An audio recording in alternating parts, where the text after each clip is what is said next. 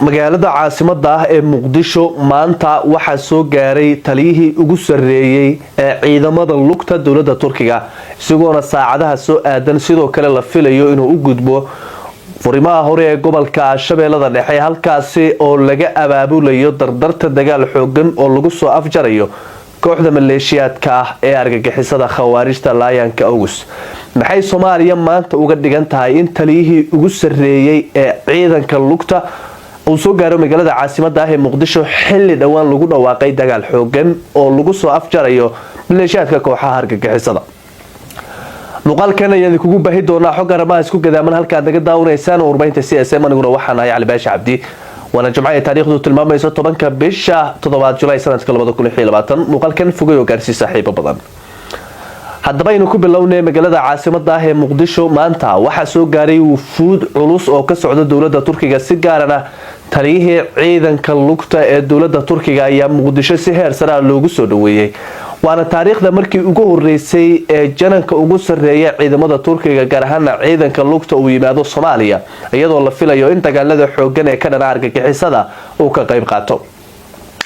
taliyaha ciidanka lugta ee Turkiga ayaa la filayaa in gabaldhaca caawa uu sidoo kale u gudbo gobolka Shabeellada Dhexe halkaasi oo uu indhayn ku sameey doono talisada ciidamada Turkiga ay ku leeyihiin magaalooyinka Caadale Warshiiq iyo sidoo kale deegaano hoos yimaada iyadoo halkaasi sidoo kale dawladda Soomaaliya ay ka dhisayso saldhigii ciidan ee ugu weyn ee dawladda Turkiga ay leedahay sidoo kalena inta uu socdo kulamada gaarka ah ee taliyaha ciidanka lugta ee dawladda Turkiga uu Muqdisho ku soo booqday gudaha Soomaaliya waxa uu markaasi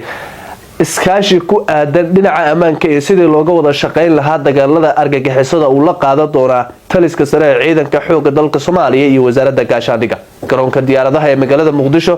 taliyaha ciidanka lugta waxa ku soo dhaweeyay dhigiisa ciidanka dhulka ee Soomaaliya General Khalid iyadoo sidoo kalena intaasi kadib loo galbiyay taliska ciidanka xoogga dalka Soomaaliya iyo sidoo kale midka Turkisom halkaasi ayayna kulamo saacado badan qaatay waxa ku qaadan doona taliyaasha ciidamada xoogga dalka kan lugta iyo sidoo kale dhammaan saraakiisha kale ee xoogga dalka oo lagu daray wasiirka gaashaandhigga ee xukuumadda federaalka Soomaaliya Ahmed Macalin Fiqi